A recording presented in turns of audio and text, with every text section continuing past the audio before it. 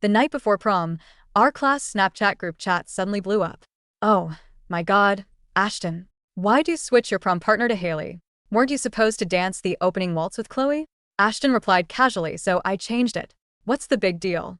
It's not like she'll get mad. She's easy. She can just come tomorrow and be Haley's and my personal photographer. My mind went completely blank.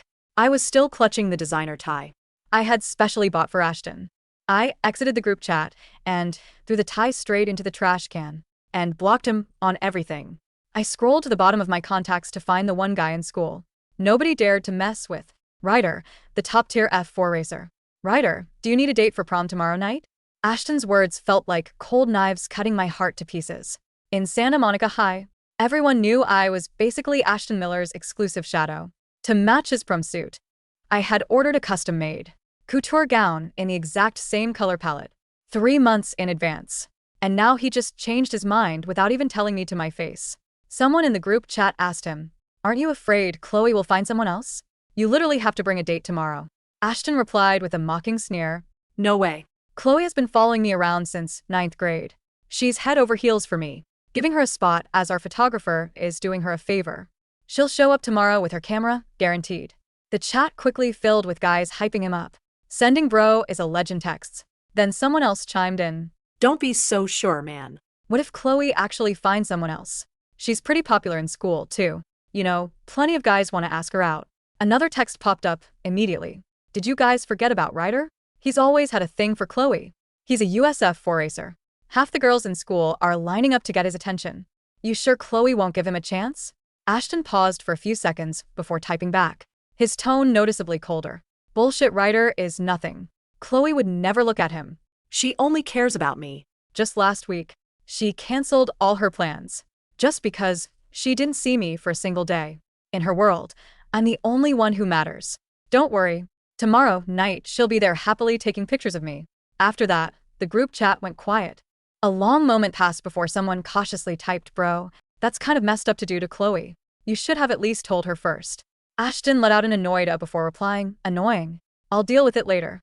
The chat quickly went back to joking around. To be honest, Chloe is a bit plain compared to Haley. Ashton is living the dream. Those teasing words felt like they were crushing me. I scrolled to the very bottom of my contacts. Ryder, the resident bad boy of Santa Monica High, a rising star in the US F4 racing circuit, and the guy Ashton had unilaterally declared his arch nemesis for the past 3 years. The phone rang twice before he picked up. "Chloe, wow. You finally decided to call me. What's up?" I spoke flatly. "Ryder, do you still need a date for prom tomorrow?" On the other end of the line, I heard the sharp screech of car brakes. After 2 seconds of dead silence, Ryder's voice came through. "For you, I'm always free." I hung up and threw myself onto my bed. Staring at the ceiling, my thoughts began to drift. How could someone change so quickly from 9th grade to 12th grade? We spent 4 whole years together. We stayed up late studying for the SATs. And just a few months ago, he was excitedly planning our first dance at prom. Back then, he said he wanted the entire school to envy him that night. But now, when the finish line we had both waited for was right in front of us, he suddenly let go of my hand and ran towards someone else.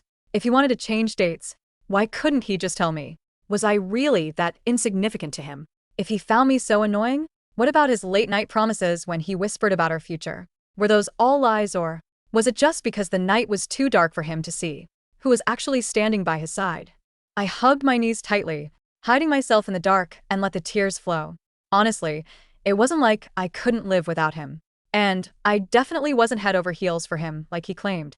Every time our opinions differed, he would throw a temper tantrum. He only smiled when I went along with whatever he wanted.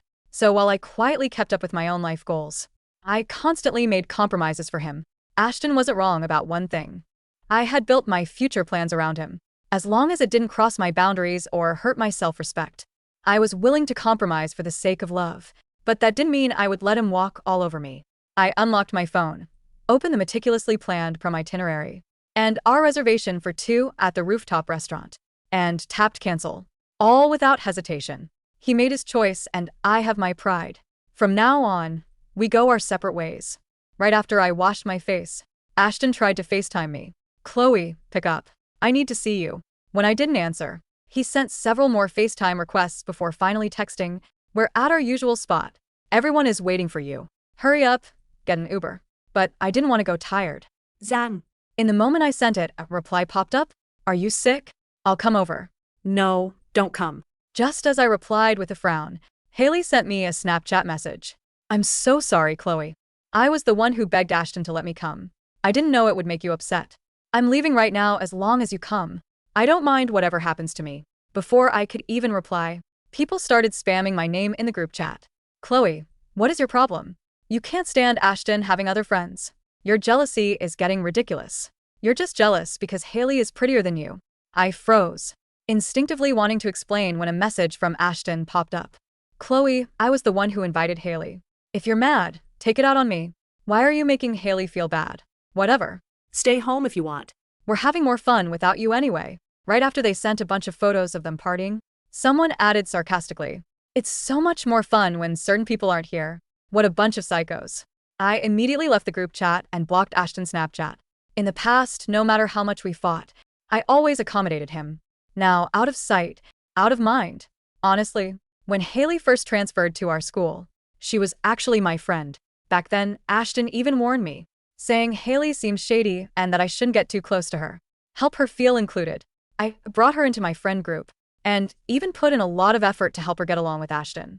But during the homecoming pep rally, Haley took off her nerdy, black-rimmed glasses and showed up in a stunning red dress. After that night, Ashton never told me to stay away from her again. He and Haley got closer and closer. He even took the initiative to add her to our core group chat. By the time I realized what was happening, my old friends had all turned into Haley's personal bodyguards. Ashton treated Haley way too well. Once Ashton and I had a massive fight over it, and didn't speak for 3 months. I told him, if you like Haley, I'll step aside. But Ashton got so panicked. His eyes went red and he held me tight, apologizing. You're the only one I care about. Haley comes from a broken home and gets bullied at school. I just felt bad for her and wanted to help her out. I believed him, but Ashton was just treating me like a fool. Their interactions became more and more frequent, using the word friends as a pathetic cover. Up until last night, when he officially replaced me as his prom partner with Haley, making me look like a complete idiot. By the time I snapped out of my thoughts, the sun had already set. My mom had come home at some point, and she smiled as she looked at me. Did you fight? With Ashton again. He said you blocked him. He wants you to unblock him. I gave a vague answer and walked out the door. Our school counselor, Mr. Davis, had asked us to come in for one final check on our college enrollment portal before the system shut down. When I arrived, there was an empty seat next to Ashton. Usually that was my spot, but Haley sat right down in it. Ashton didn't say anything. Instead, he naturally took Haley's designer handbag and set it on his lap. He kept glancing over at me. He was waiting for me to bow my head and apologize. Too bad for him. He was dead wrong this time. I turned around and sat down right next to Ryder, far away from them. Make sure you double-check everything, guys. The college portal closes tonight, and once it's locked, there's no going back. Mr. Davis yelled from the front of the classroom, seeing me sit next to him. Ryder stopped spinning his car keys. Well, look who finally decided to talk to me. Aren't you afraid your precious Ashton will get jealous? I didn't offer a long explanation. My voice was calm. I'm done with him. Suddenly, someone tapped my shoulder. Chloe, don't you have anything to say to me? I ignored him, but Ashton grabbed my arm and dragged me out into the hallway. Chloe, are you serious? Right now you're throwing a tantrum and blocking me over this? I'm warning you. Unblock me right now, or don't ever bother texting me again. I forced myself to look at him for a few seconds. Okay, I wasn't planning on texting you ever again anyway. Ashton's face instantly turned incredibly pale. Fine, don't come crying back to me later. I turned to walk away, but he suddenly grabbed my hand again. His eyes filled with a desperate seriousness. Stop acting like a child. Go check your enrollment portal again. Make sure you didn't make any mistakes. He wanted to say more, but Haley walked up and interrupted him. Ashton, I don't really understand this part of the form. Can you help me look at it? Sure. Let me see. Ashton immediately looked down at Haley's tablet. I let out a sarcastic laugh and walked away. By the time he looked up to say something else, I was already back inside the classroom. Chloe, make sure you double-check it carefully. Actually, when I was checking the portal earlier, I saw the enrollment changes Ashton had made. He had secretly logged into our shared portal and changed the college preferences we had agreed on. He changed his to a school in the same city as Haley's. He probably thought that as long as he didn't tell me, I would just submissively change my choice to match his. like I always did. What a joke. Since he didn't want to bring it up, I played dumb. After all, he thought I was obsessed with him. And I found explaining things to him too exhausting. Luckily, I finally opened my eyes. Back in the classroom, Ryder saw my terrible expression but didn't pry. He just told me to focus on getting ready for prom tonight. That evening, I showed up at prom as Ryder's date. The moment we walked into the decorated venue, almost every eye in the room locked onto us. Right ahead of us stood Ashton, his face dark. I treated him like thin air, walking right past him, without a second glance. When I walked past the hallway near the restrooms, I ran into Ashton and one of his friends. Ashton, you need to tell Chloe about changing her college choice. Are you really okay with her going to a different state alone? Look how close she's getting with Ryder now. Ashton let out a dismissive snort. What she does has nothing to do with me. Besides, she definitely changed her college choice already. She's just using Ryder to make me jealous. It's so annoying. I froze, stepping out of the shadows and running straight into them. Ashton told his friend to leave and cornered me against the wall. Going to prom with Ryder, without telling me. You're really trying to test my patience. Aren't you, Chloe?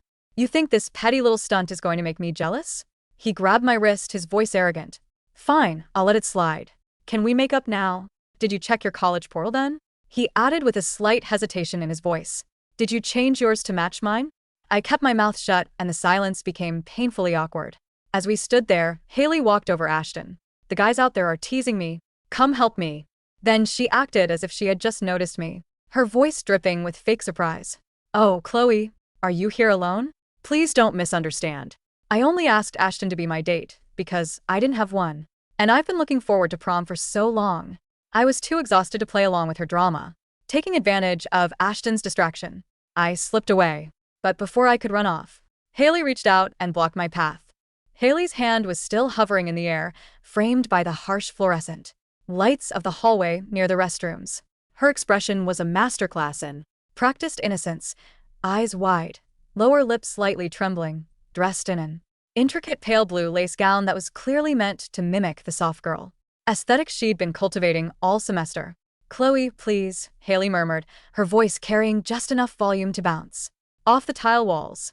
If you're going to be bitter at me. Don't ruin Ashton's night. He's been stressing so much about college and finals, he just wanted a stress-free evening.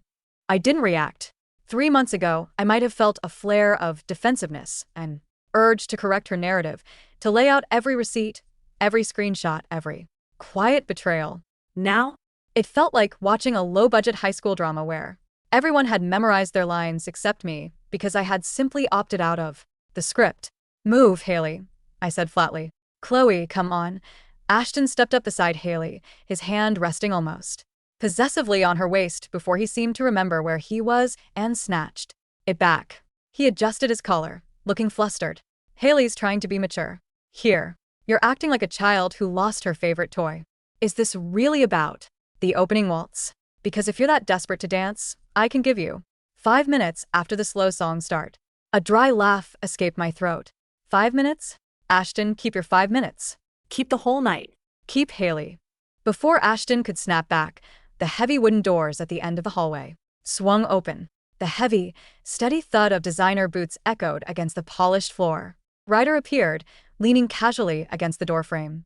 He had ditched the traditional stiff bow tie that most guys at Santa Monica High wore. His black velvet tuxedo jacket was worn over a open-collared charcoal silk shirt, relaxed, yet impossibly sharp. His dark hair was slightly messy, styled with effortless precision, and his gray eyes swept over the scene in a fraction of a second, dissecting the tension with surgical accuracy. Is there a line for the bathroom? Ryder asked smoothly, rolling a silver coin across his knuckles. Or are you two just hosting an impromptu support group in the corridor? Ashton's jaw tightened instantly. The quiet hostility between Ashton and Ryder was ancient history in Santa Monica High, dating back to freshman year when Ryder transferred in, took the top spot in the USF for regional standings, and completely ignored Ashton's attempts to pull rank as the varsity basketball captain. Ashton hated Ryder because Ryder didn't care about the school hierarchy Ashton worked so hard to maintain. Mind your own business, Vance, Ashton hissed, stepping slightly in front of Haley. This is between me and Chloe. Actually, Miller, Ryder strolled forward, his height easily eclipsing Ashton's. She's my date tonight. which means whatever drivel you're spewing at her becomes my business by proxy. Ryder reached Chloe, his arm coming around her waist with a natural, unhurried warmth that made Ashton's eyes widen in disbelief. Ryder looked down at Chloe, his gaze softening into something entirely real. You good, Chloe? Or do I need to explain the concept of personal space to the varsity benchwarmer? I'm fine, Chloe said, resting her palm briefly against Ryder's forearm. The contrast between his cool, confident demeanor and Ashton's defensive twitching was staggering. Let's go back to the floor. Wait.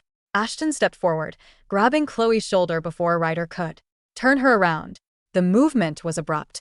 Instantly, Ryder's hand clamped down on Ashton's wrist with the precision of a vice grip. The silver coin in Ryder's other hand dropped into his pocket with a soft clink. Touch her again, Ryder said, his voice dropping an octave, devoid of any theatrical anger, just cold, absolute promise. And we're going to test how fast your medical insurance pays out. Ashton flinched, pulling his arm back as if burned. His face flushed a dark, mottled red. You think you're so tough because you drive fast cars, Vance? Chloe's using you. She doesn't give a damn about you. She's doing this to get back at me. Ryder didn't look offended.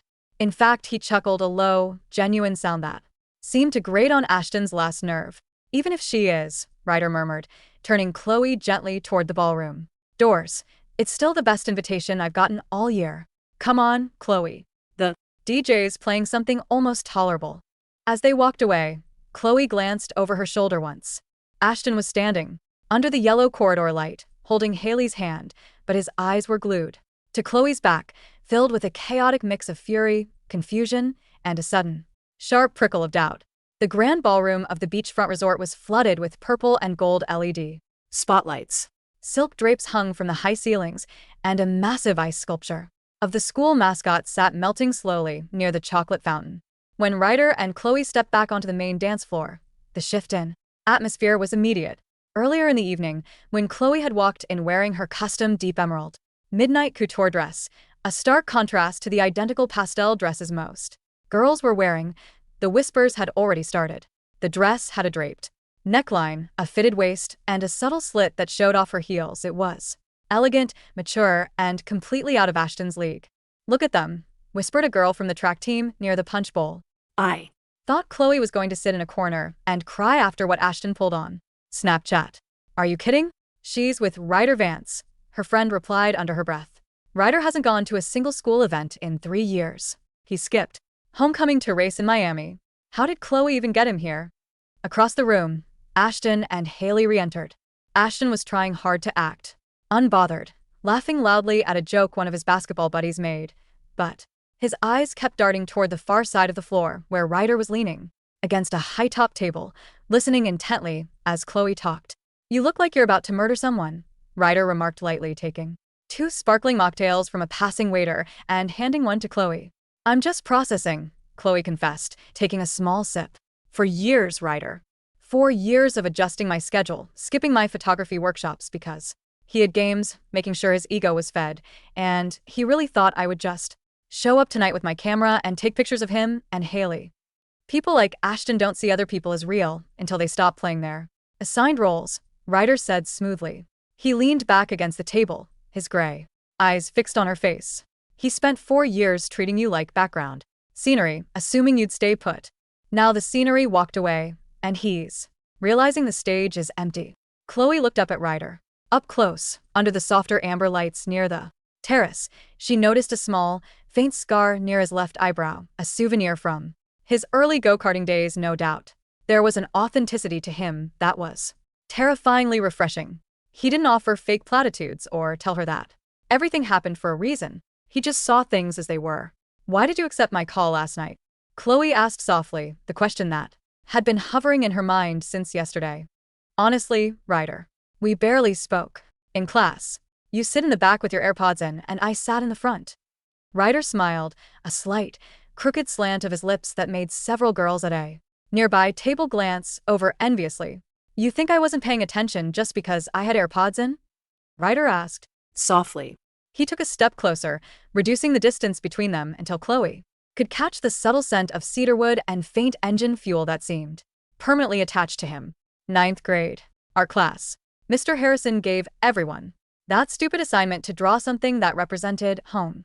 Chloe blinked, memory sparking. I drew my grandmother's old film camera.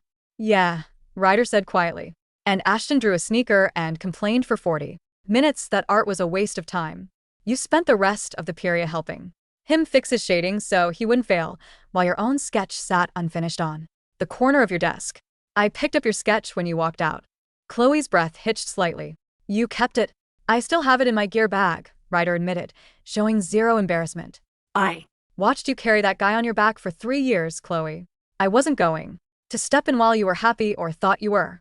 But the second you realized he was trash, I wasn't going to let you spend prom night alone. Before Chloe could process the weight of his words, the DJ's voice boomed over the sound system. All right, Santa Monica High, it's time for the tradition you've all been waiting for, the senior opening waltz. Will our prom court and featured couples please take the center floor? A surge of excitement rippled through the crowd. Ashton immediately straightened his blazer, grabbing Haley's hand and leading her toward the center of the wooden dance floor. He looked around arrogantly, clearly expecting to be the center of attention. Shall we? Ryder offered his hand to Chloe, his dark eyes sparkling with a trace of mischief. I don't know, Chloe said, a tiny smile playing on her lips.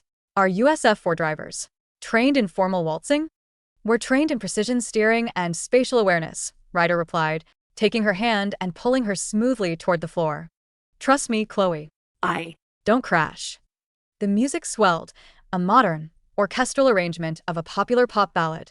Pairs of seniors began to move in structured circles under the descending glitter flakes. Ashton had grabbed Haley's waist, but within 10 seconds it was obvious something was wrong. Haley had never taken formal dance lessons. She kept stumbling over the hem of her pale blue dress, her heels catching on the heavy fabric.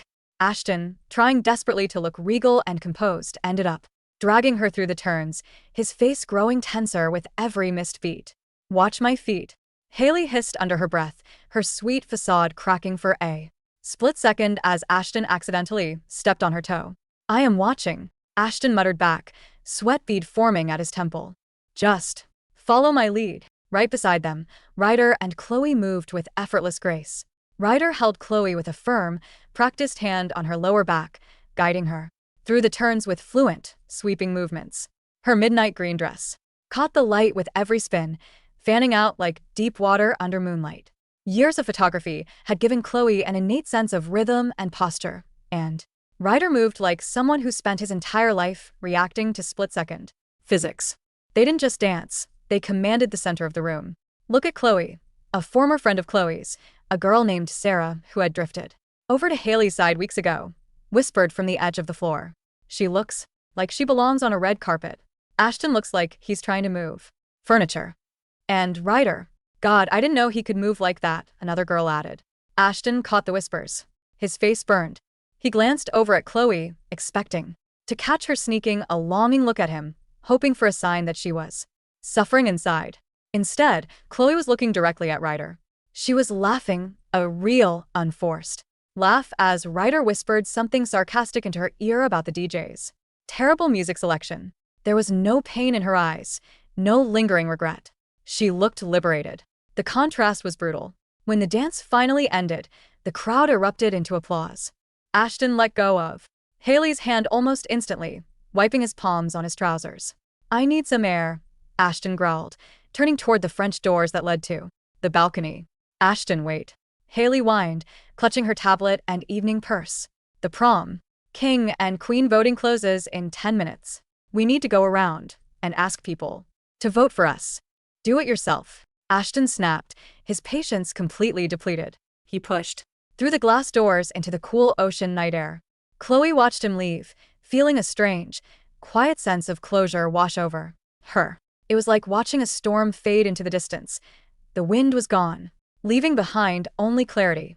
He's breaking down, Ryder noted, coming up beside her with 2 napkins. You. Okay. Better than okay, Chloe said honestly. I spent 4 years thinking he was the center of my universe. Turns out, he was just loud. Ryder smiled, reaching out to gently brush a stray lock of hair away from her Cheek. Midnight's coming up, Chloe. The college portals lock at 12 a.m. sharp. You sure you don't want to check yours one last time? Chloe looked at her phone. It was 11:45 p.m. I don't need to check it, Chloe said softly. I made my choice this afternoon, when I was sitting next to you in Davis's office. I unlocked my preferences and put Columbia as my absolute number one. Ryder's eyes flashed with something intense. Columbia? In New York? Yeah, Chloe nodded, her voice steady. I was accepted back in December on an early action track, but Ashton threw a fit because he was applying to UCLA and wanted me to stay in California. He made me promise to list USC as my top choice, so we could live together in LA. Today, I realized I was giving up my Ivy League photography and journalism double major for a guy who couldn't even give me a courtesy text before swapping me out. Ryder stared at her for a long moment, a slow, incredibly genuine smile spreading across his face. New York suits you, Ryder said, his voice quiet and sincere. It's big, it's fast, and it doesn't give a damn about petty high school drama. What about you? Chloe asked. Where are you heading? Ryder leaned in, his lips close to her ear so only she could hear over the booming bass of the dance floor. USF 4 National Series headquarters is based in Indianapolis, but my primary sponsor just set up a training facility in upstate New York. I'll be 45 minutes away from Manhattan. Chloe's heart skipped a beat. You didn't tell anyone. Why would I? Ryder shrugged, pulling back with a casual grin. I don't need a group chat to validate my life. I just needed to make sure I was in the right place at the right time. At 11:58 p.m., Ashton burst back into the ballroom, holding his phone tightly. His face was pale, his eyes wide with frantic urgency. He didn't look at Haley, who was standing near the stage trying to rally votes for prom court. He marched straight across the dance floor, ignoring the dirty looks from couples he bumped into, and stopped directly in front of Chloe and Ryder. Chloe, Ashton gasped, his voice tight with panic. The portal closes in 2 minutes. Chloe slowly set her mocktail down on the high-top table. I know, Ashton. Did you change it back? Ashton demanded, his knuckles white as he gripped his phone. Tell me you changed your top choice to USC. I checked my portal 10 minutes ago. I changed mine to USC. I gave up my UCLA spot so we could be together in LA like we planned. The entire nearby circle of students quieted down. People were whispering, pulling out their phones to record. Chloe looked at Ashton, really looked at him. She saw the desperation in his eyes, but it wasn't desperation born of love. It was the desperation of a control freak who had suddenly realized the steering wheel had been disconnected. Wait, what? Haley's voice cut through the air as she hurried over her heels, Clicking loudly. Ashton, what are you talking about? You told me yesterday you changed your top preference to UC Santa Barbara so you could be in the same city as me. You said we were going together. Ashton didn't even look at Haley. Shut up for a second, Haley, he yelled, startling her. He turned back to Chloe, his breath ragged. Chloe, please. No, I was a dick about the group chat. I know I shouldn't have said those Things. It was just bro talk. I was flexing for the guys. You know how it is. I Love you, Chloe. I've always loved you. The silence in the ballroom was deafening. Haley stood frozen, her eyes wide with humiliation as the surrounding crowd began to snicker and whisper.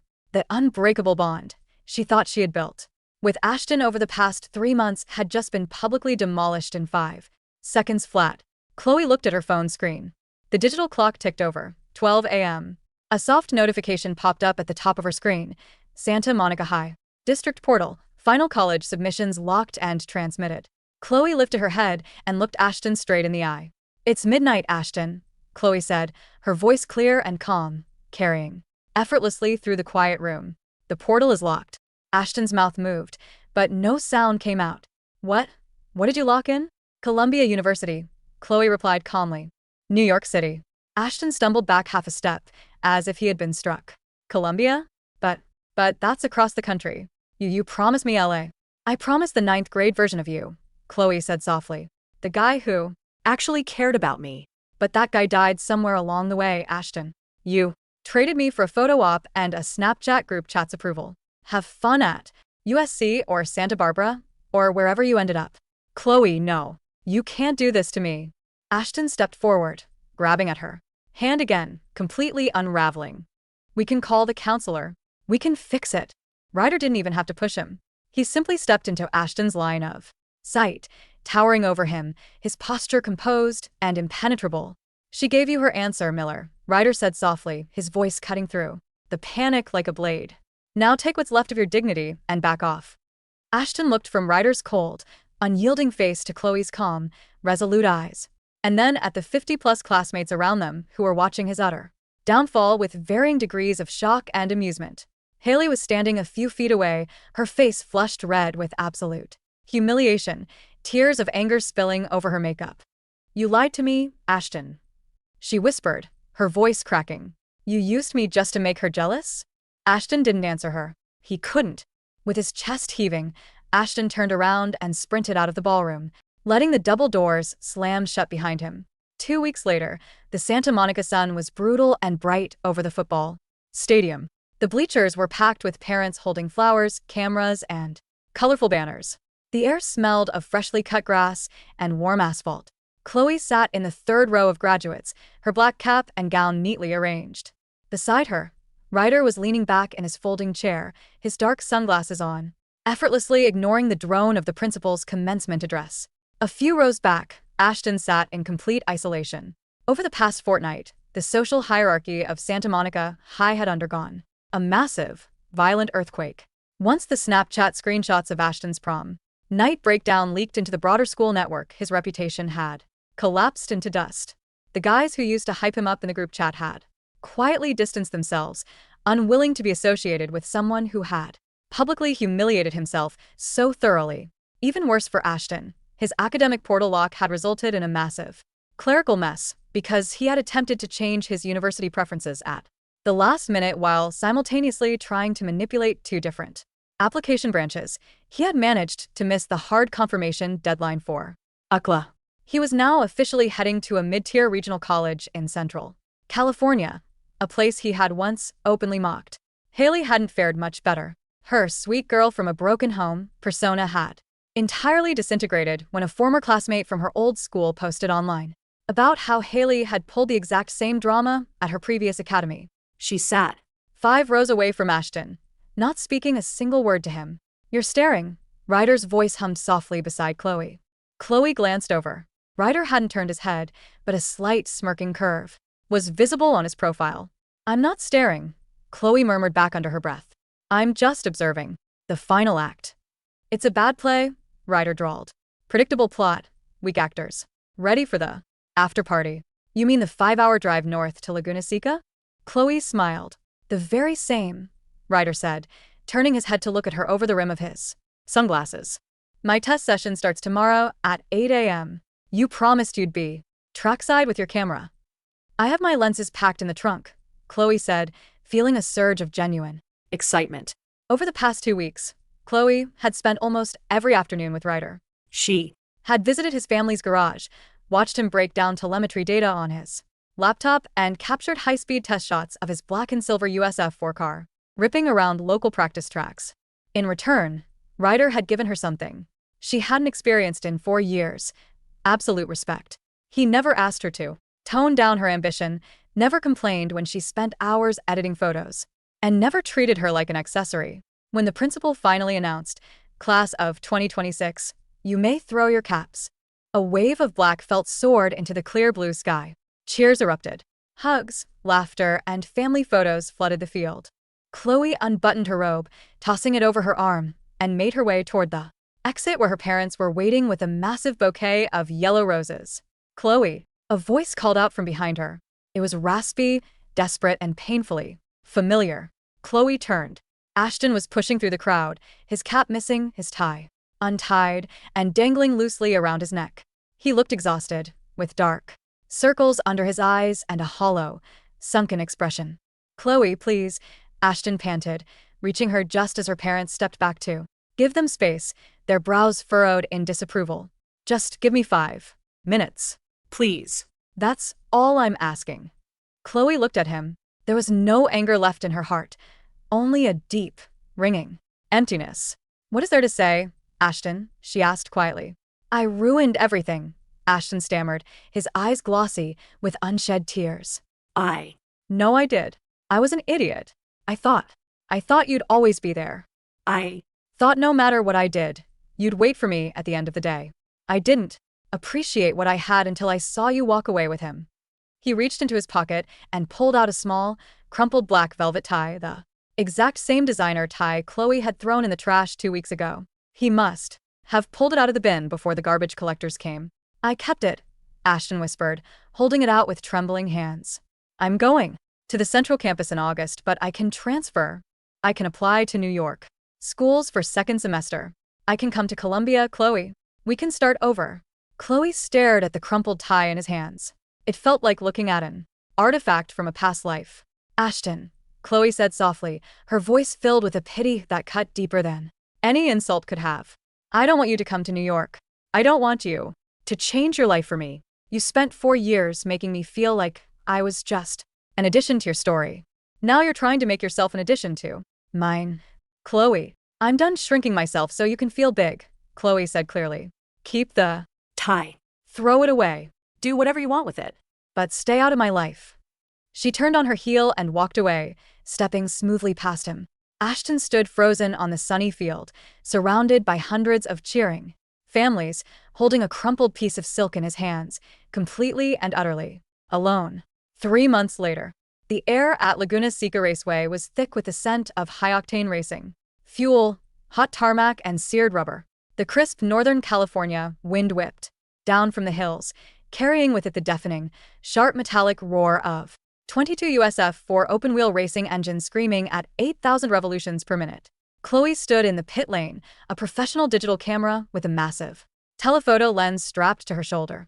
She wore noise-canceling headphones, a dark gray team shirt bearing the logo Vance Racing/Speedworks, and dark denim Jeans. over the summer, her photography portfolio had exploded. The trackside shots she had taken of Ryder during his summer testing sessions had been picked up by 2 major motorsport magazines, earning her first national press credits before she'd even attended her first lecture at Columbia. Chloe, check the tire temps on car 22. The lead mechanic, a burly, grease-stained man named Mac, shouted over the roar of an engine idling nearby. Chloe grabbed the digital thermal readout tablet, checking the live data stream coming from Ryder's car. Rear left is holding at 95 degrees, Mac. We're Optimal. Good girl, Mac yelled back, clapping her on the shoulder. Tell Vance he's cleared for the final qualifying stint. Chloe stepped up to the edge of the pit wall. Inside the sleek black and chrome chassis of the number 22 car, Ryder sat strapped tight into his carbon fiber cockpit. His matte black helmet reflected the harsh afternoon sun. As Chloe approached, Ryder raised his dark visor. His dark eyes locked onto hers. Through the helmet opening, telemetry says you're pushing 2 miles an hour faster into turn 6 than anyone else, Chloe said into her radio comms mic, her voice transmitting clearly into his earpiece. Don't get greedy on the apex, Vance. The track surface is losing temperature. Ryder leaned his head back against the foam restraint, a low chuckle coming through her headset.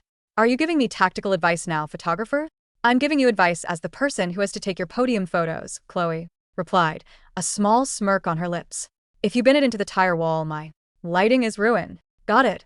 Ryder's voice grew lower, smoother, despite the deafening noise of the surrounding pit lane. Fly the checkered flag, Chloe. I'll bring the trophy to dinner. He snapped his visor down. The mechanic signaled. The air jack hissed, dropping the car onto its tires, and Ryder launched out of the pit lane with a screeching blur of rubber and carbon fiber, merging seamlessly onto the track. Chloe brought her camera up to her eye, her finger resting lightly on the shutter.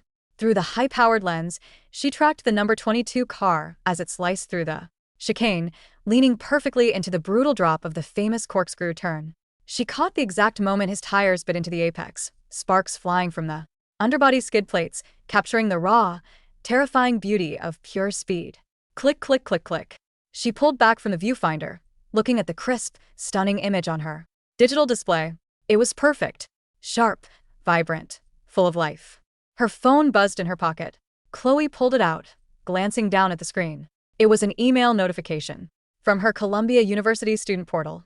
Welcome to the fall 2026 orientation, Chloe. Your housing assignment and media press pass for the New York Art Symposium have been confirmed. Right below that notification was an unread direct message on Instagram from an unknown account. Chloe opened it out of curiosity. It was a photo, a blurry, grainy phone picture, taken from the grandstands near the back of the track. It showed Chloe standing in the VIP pit lane, wearing her team gear, flanked by high-end camera equipment and professional racing engineers. The message attached to the photo read, "Is that really you? I'm in the public stands. I drove 6 hours from campus just to see if it was true. You look completely different. You look like someone I don't even know anymore. Please, Chloe, just let me buy you a coffee at the concession stand." Ashton. Chloe stared at the message for 3 seconds. She didn't feel anger. She didn't feel sadness. She felt absolutely nothing at all. Without hesitation, Chloe tapped the top corner of the screen, hit block user, and deleted the message thread forever. She slid the phone back into her pocket, pulled her headphones securely over her ears, and adjusted her camera lens toward the final corner of the racetrack. Out on the main straight, the black and chrome car flew past the finish line, taking the red and white checkered flag in absolute first place. The crowd in the main grandstand erupted into cheers. The pit wall erupted into high fives and shouts of celebration. Ryder drove the car slowly into the victory lane, stopping right in front of the winner's stage. He unlatched his steering wheel, pulled himself up out of the cockpit, and stood high on the carbon fiber tub, raising his hands to the sky as the crowd roared. Then, through the sea of flashing cameras, mechanics, and officials, Ryder looked down. He pulled off his helmet, his dark hair damp with sweat, his eyes searching the pit lane until they found Chloe standing near the barrier. He didn't look at the trophies. He didn't look at the news cameras. He held out his hand directly toward her. Chloe smiled, lifted her camera, and stepped over the pit wall, stepping into the bright, brilliant light of a future that was entirely, beautifully her own.